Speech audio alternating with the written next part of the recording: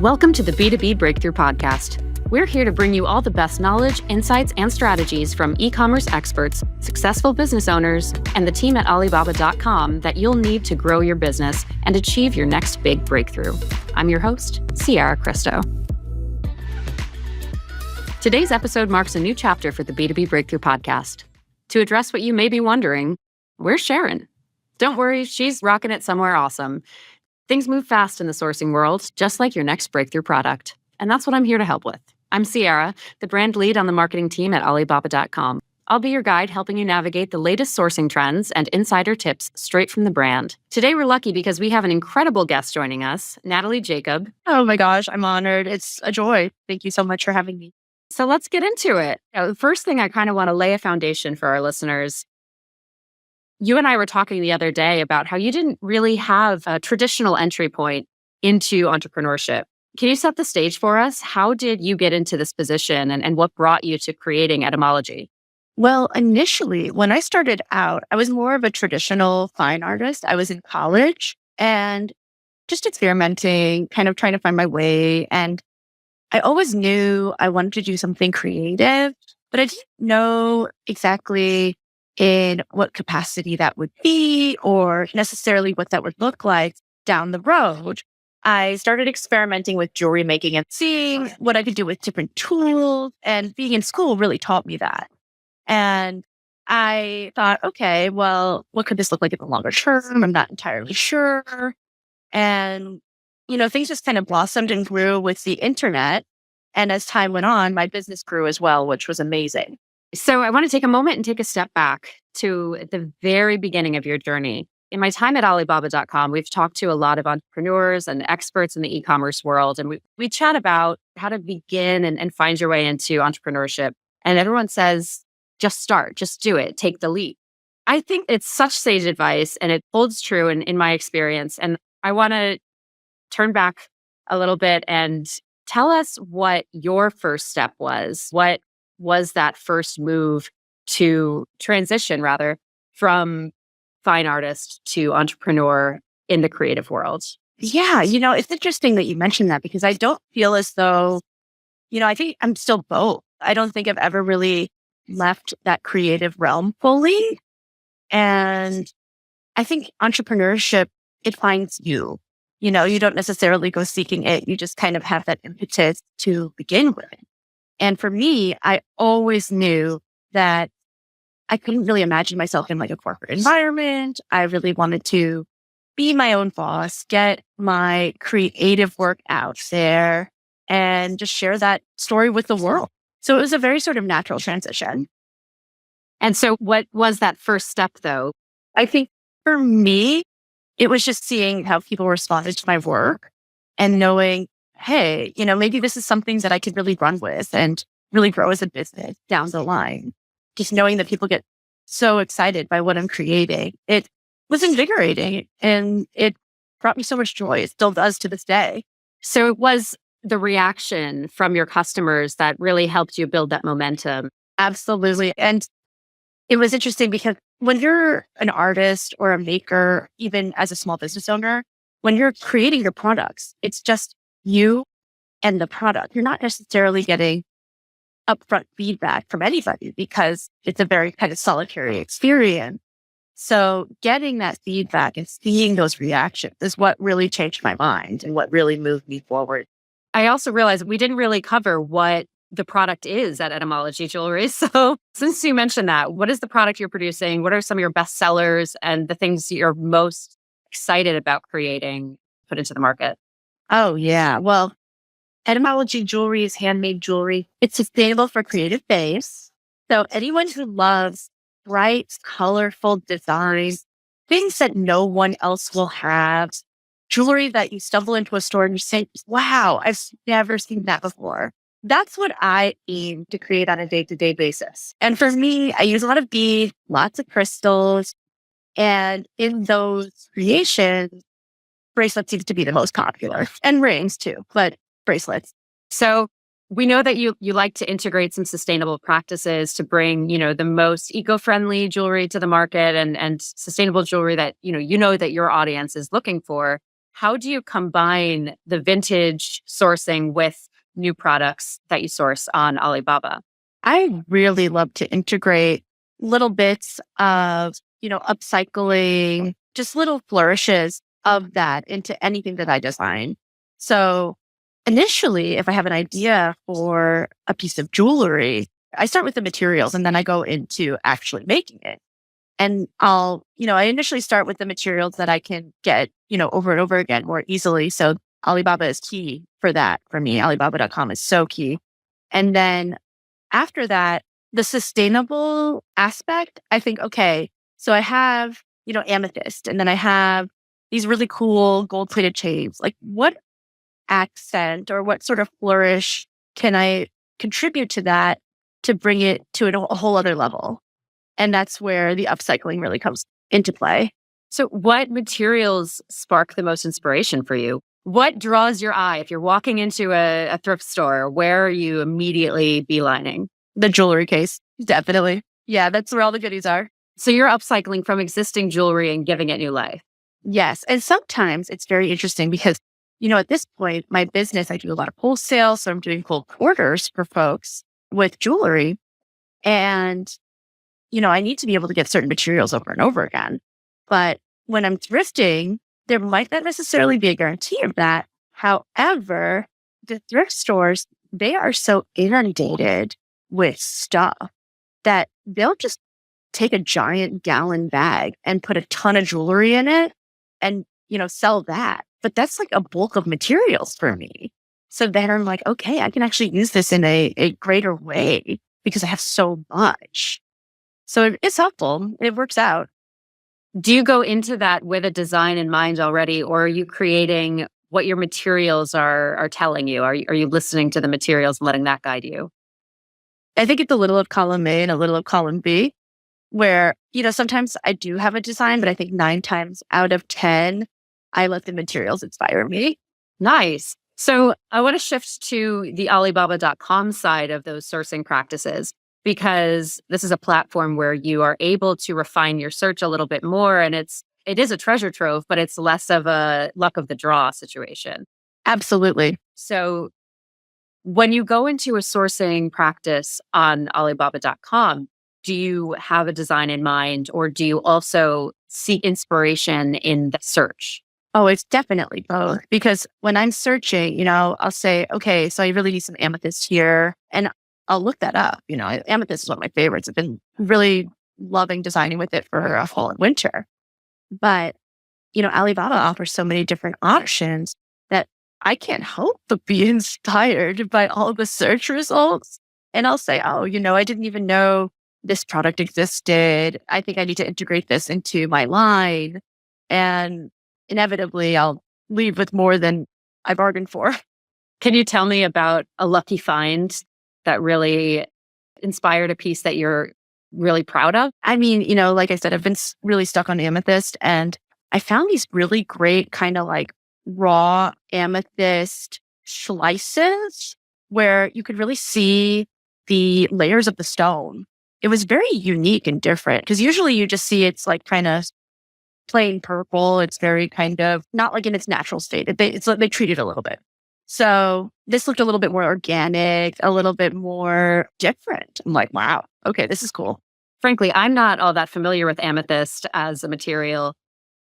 So when you are looking for something like that, you mentioned some of them look more treated, some of them look more organic based on the producer. So what are some of the things that you look for as you are sourcing to make sure that it is the high quality, other than first glance in a thumbnail image? What questions are you asking, or what key features are you looking for in your search? At this point, I feel like when I look at a photo, I can pretty much tell, okay, well, this is a genuine stone. It's not plastic or glass. And I've had that experience. So I'm able to kind of discern that at this juncture.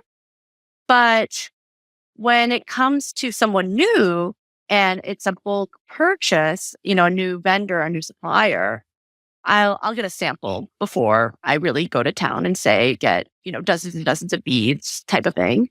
Cool. So what does that conversation look like? How do you get into that routine and ask the right questions to get the information you're really looking for? Oh, yeah. Well, I really love the Alibaba.com messaging system for that. I'm able to connect with vendors and suppliers just so seamlessly and in such a like a user-friendly way. And, if I have any doubts about the products, I'll obviously ask questions. I'll say, how many beads per order? What does the shipping time look like? Standard things like that. What are some of the challenges in dealing with those conversations? Have there been any blunders or miscommunications communicating globally that have become frustrations for you, and how do you overcome them? Not necessarily within the global communication. Like I've been relatively lucky where I really have no complaints on that realm. People are very responsive. I don't have to wait too long. Once in a while, if I find a vendor who has a certain product and then maybe another vendor who has a similar product, but their order minimums are different, I'll reach out to the vendors and say, I'll ask them questions like, what's the lead time on shipping? How long should I anticipate waiting? And if one vendor kind of gets back to me like way later than another, then it makes it a little complicated. Interesting. So, does that deter you from working with that supplier, or do you weigh them equally still? I think so. I do. I mean, if I'm inspired or I really need a material for an order, I'm going to go with the supplier who got back to me the fastest and is the most communicative. Because as someone who is also a small business owner, I value that sort of communication with my own customers. I think that's abundantly important. My business is my priority. And if I have an idea, I got to jump on it. Yeah, absolutely. So the logistics piece is coming into play a lot too. Oh, without a doubt. Yeah, absolutely. I agree. How do you manage that? I mean, there's so many moving pieces.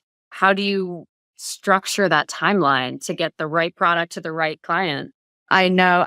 So I just experienced that with a large client that I can't necessarily name, but I mean, there were a lot of moving parts. This was an order where they requested over 500 units of jewelry. And I really had to pace myself in terms of, okay, well, this piece takes the most time to construct. So we need to order the materials for that first. And all those materials need to come at the same time in order to create, it was a charm bracelet, to create this charm bracelet and to create it in the timely manner that is needed here. So, do you engage in different conversations when there's that kind of time crunch on the sourcing side of it? Oh, I would say so. Yeah. I will say, I need it by a certain time or, can we do expedited shipping? And at most junctures, they've been completely able to do that. And that's been so welcome and so helpful. Does that change based on whether you've worked with them before, or do you frequently jump supplier to supplier, have an established relationship with some, and does that change the way you talk with them? I guess it can be a little bit more casual when I know the supplier, but for the most part, it's pretty even keel. I will get some new people in the mix once in a while if I see something exciting or inspiring. I'm like, okay, yeah, let's get this in the mix. Yeah, bring it on.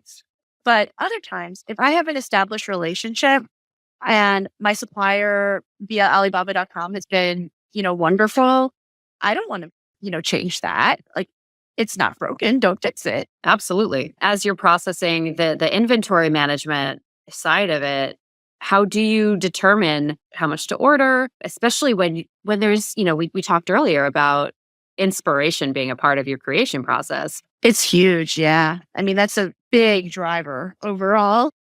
Yeah. So does that restrict you from placing bulk orders far in advance?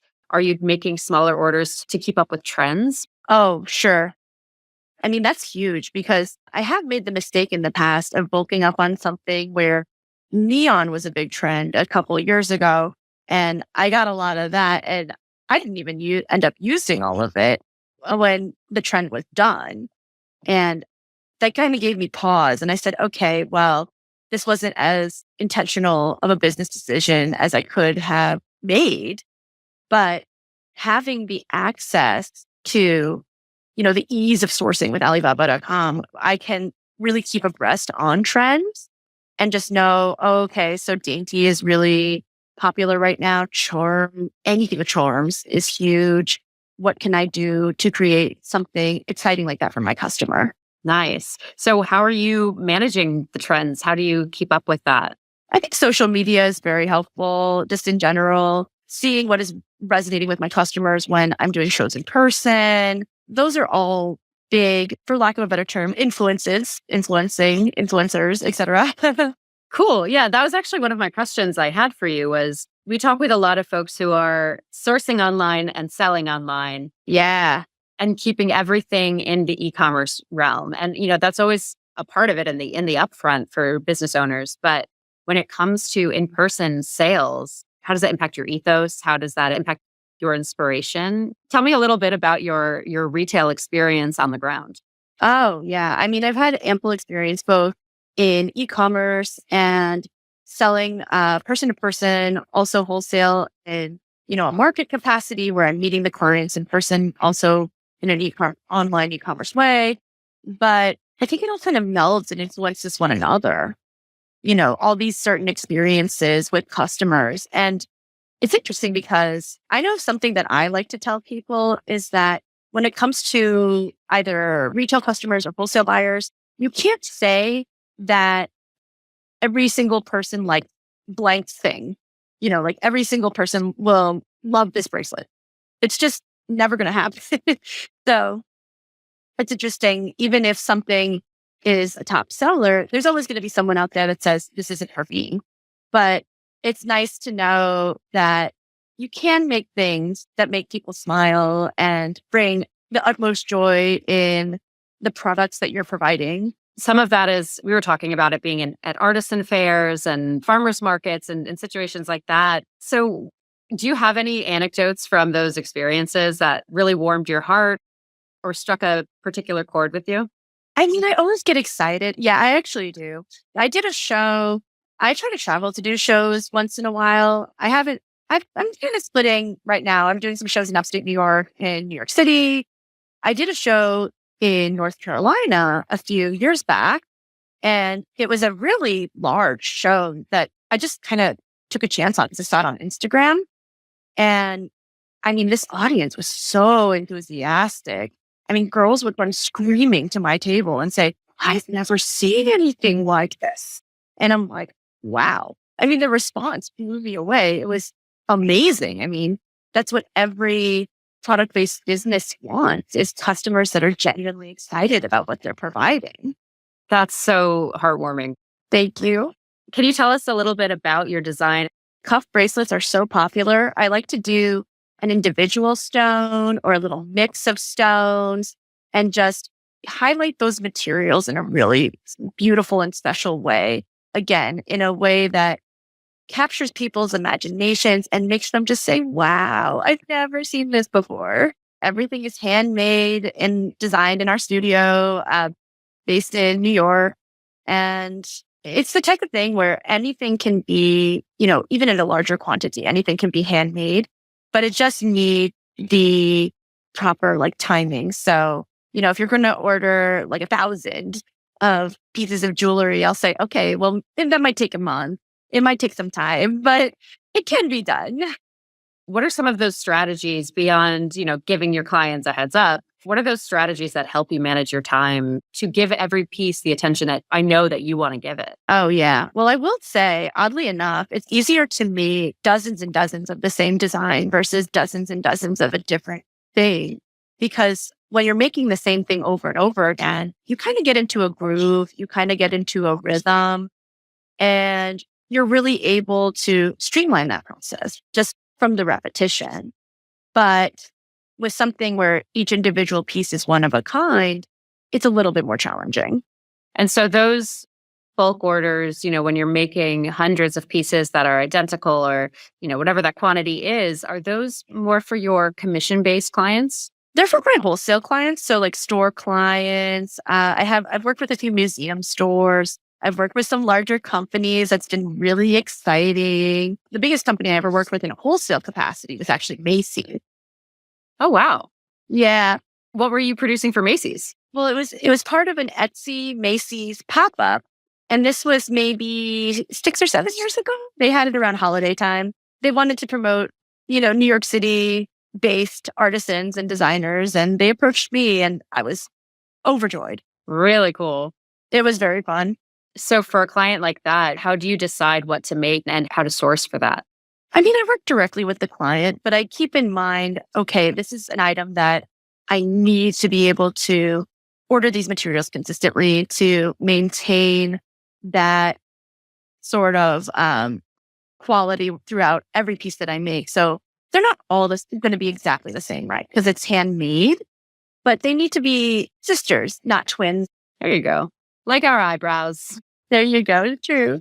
But it's also the type of thing I work with the client and say, the thing I like to ask first and foremost, what is resonating with your customer? I think that's a beautiful place to start a conversation.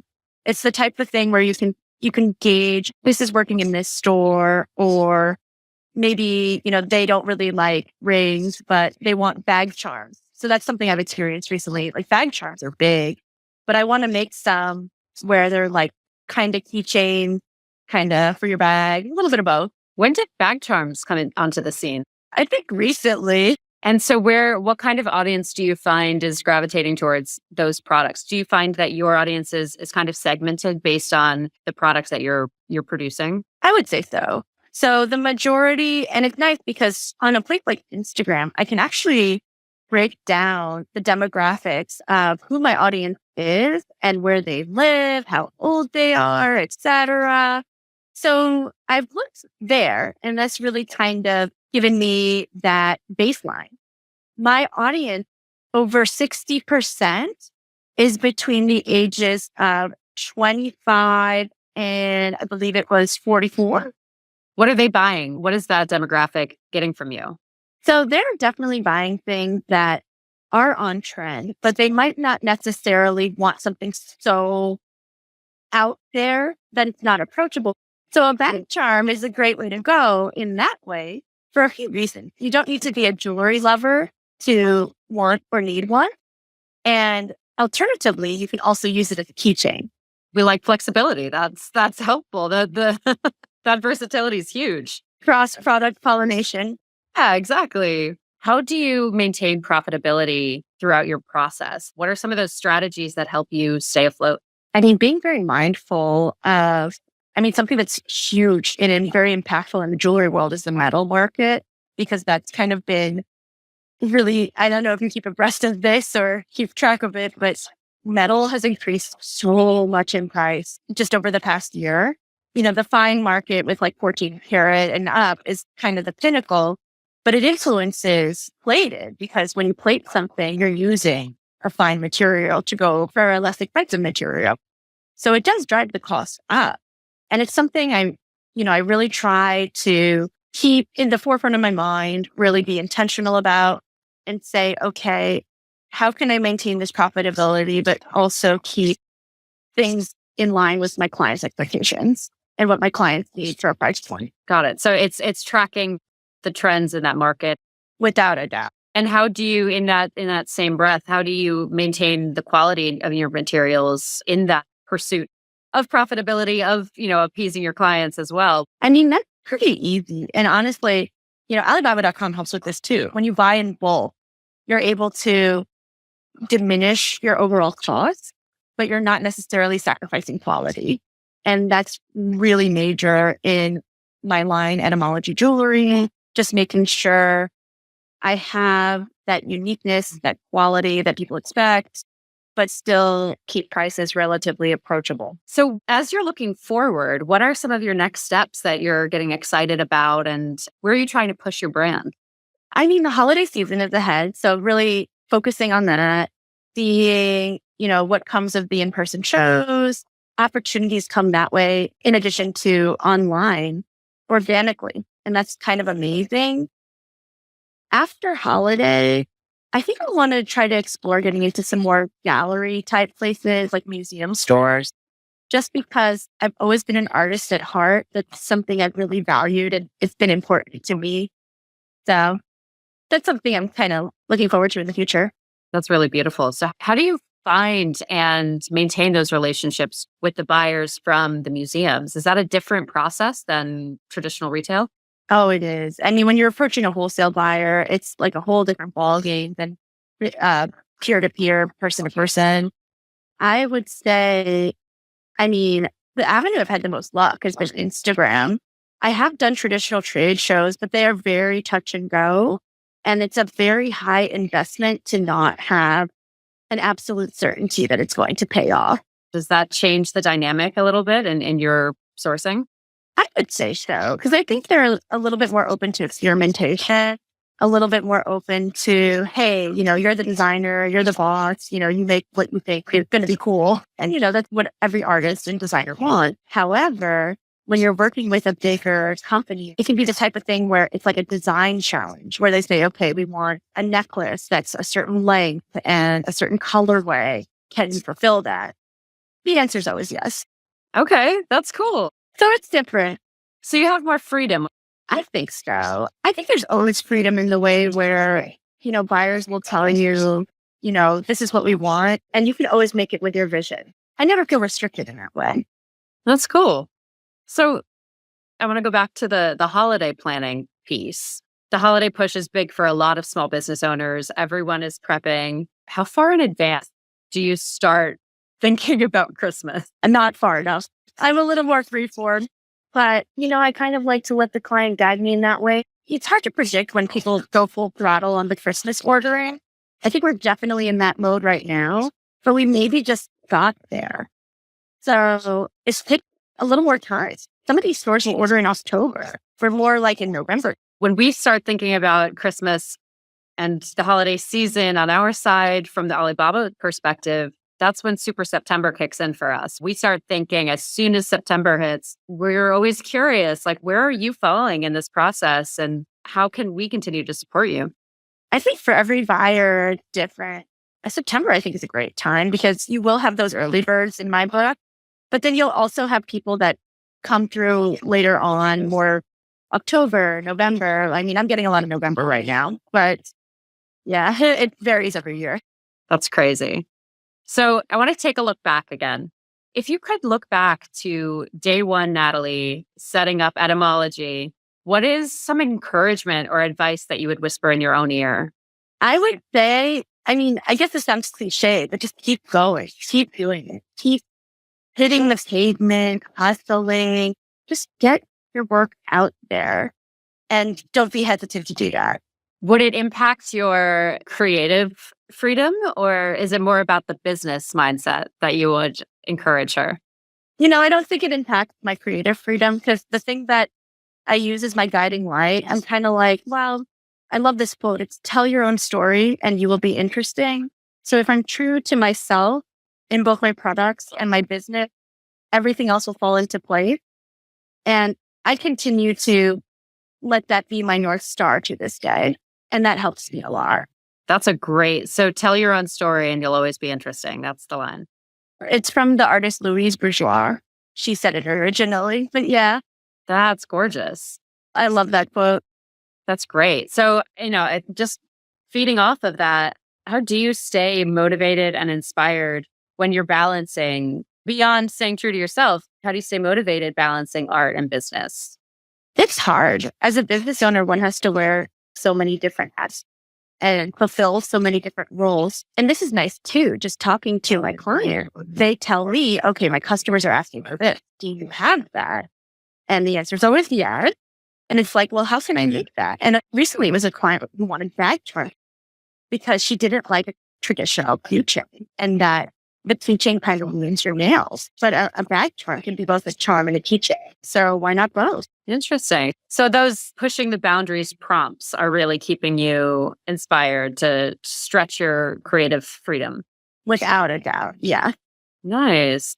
Tell me a little bit more about how you find inspiration for new designs. Honestly, I'm such a high energy person that I need to be exploring, whether just walking around New York City or visiting a new place. I think a change of scenery always helps to inspire and motivate. And I know that helps me. I think we've covered a lot of ground here. And I want to wrap up with a couple forward-thinking questions. I want to think back to some of the advice that you received early on. And what is a piece that resonated with you so strongly that you feel like you got to pay it forward? What is that pay it forward gem? Well, this really date me, but this is kind of like more of a joke and then the other one's a little more serious. But I was not on Instagram as a business starting out. And that's initially how I connected with Alibaba, which was amazing. But, folks said, you're such a visual person.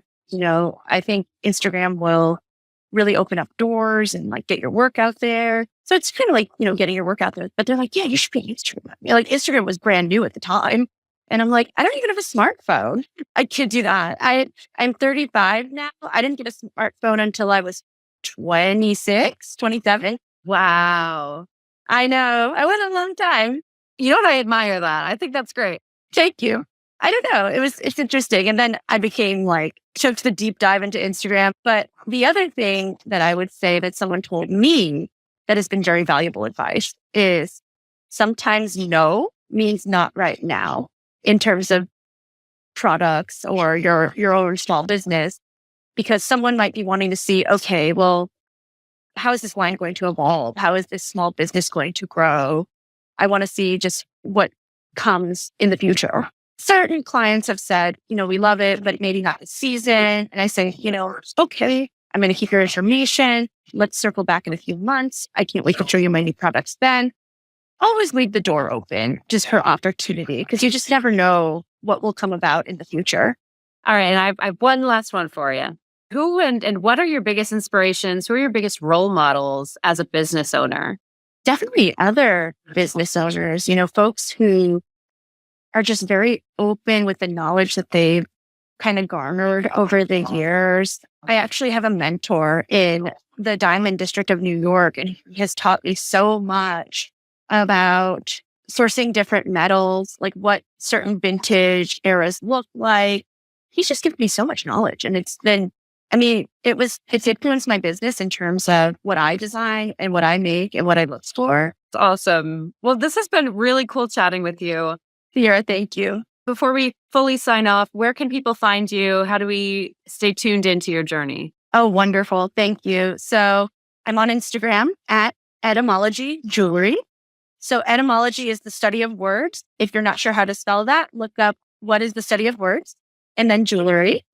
You can find Etymology Jewelry online. I have an e-commerce site. It's etymologyjewelry.shop. And I'm also on Facebook, TikTok under the same name. Awesome. Well, we will stay tuned and look forward to seeing all that comes out this holiday season. And thank you for joining us. My pleasure. Thank you for having me. B2B Breakthrough is produced by Alibaba.com. To find out how Alibaba.com is empowering its customers with the tools, services, and resources they need to grow their business, visit Alibaba.com. And then make sure to search for B2B Breakthrough on Spotify, Apple Podcasts, or wherever you find your podcasts. Make sure to follow us so you don't miss future episodes. On behalf of the team here at Alibaba.com, thanks for listening.